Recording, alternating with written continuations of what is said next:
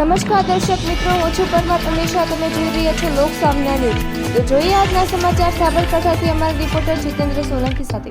સ્થાનિક સ્વરાજ્યની ચૂંટણીનો જંગ હવે તેના અંતિમ તબક્કામાં પહોંચ્યો છે. મતદાનના ગણતરીના દિવસો બાકી છે ત્યારે રાજકીય પક્ષોએ પ્રચારમાં પૂરી તાકાત લગાવી દીધી છે.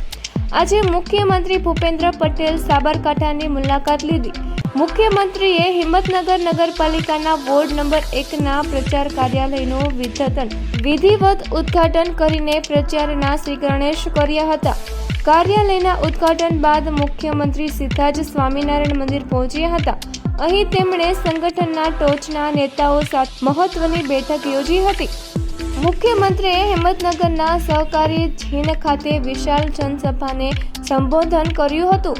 તેમણે સરકારના વિકાસ કાર્યોનો રિપોર્ટ કાર્ડ રજૂ કરવા કાર્યકર્તાઓને હાકલ કરી હતી.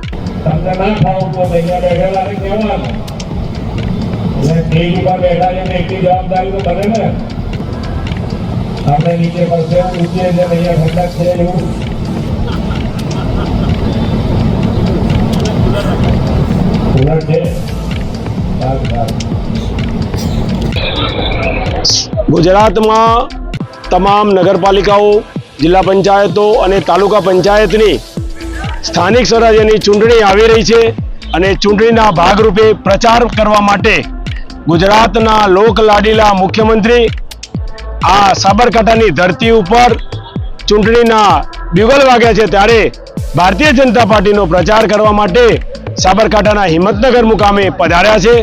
આજે વિવિધ ક્ષેત્રોના સહકારના લોકો, સમાજના આગેવાનો તથા સાથે સાથે વોર્ડ નંબર 1ના હિંમતનગર નગરપાલિકાના ઉદ્ઘાટનના પ્રસંગે પણ મિની જાહેર સભામાં માનનીય આદરણીય મુખ્યમંત્રીશ્રીએ ખૂબ ઉમળકાભેર અમારા કાર્યકર્તાઓને મળ્યા, પ્રજાની વચ્ચે ગયા અને ખૂબ સારા વાતાવરણની અંદર મુખ્યમંત્રીશ્રીએ આજે ખૂબ સુંદર વક્તવ્ય અહીંયા આપ્યું છે. આજે કયા કયા કાર્યક્રમો યોજવામાં આવે છે?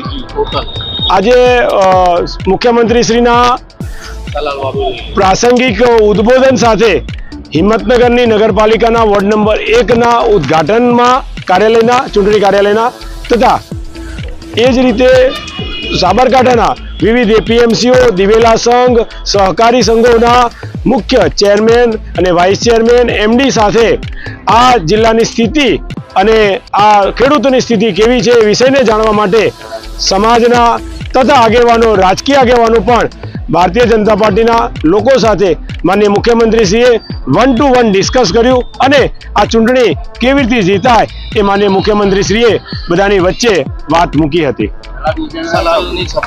સલાલની સભા હવેથી મુખ્યમંત્રીશ્રી અહીંયાથી હિંમતનગરથી નીકળીને પ્રાંતિજ વિધાનસભા અંતર્ગત આવતી સલાલની જાહેર સભામાં જવાના છે અને ત્યાં પણ સંબોધન કરવાના છે. તો ફરી મળીશું એક નવા સમાચાર સાથે. ત્યાં સુધી જોતા રહો લોક સામના ન્યૂઝ.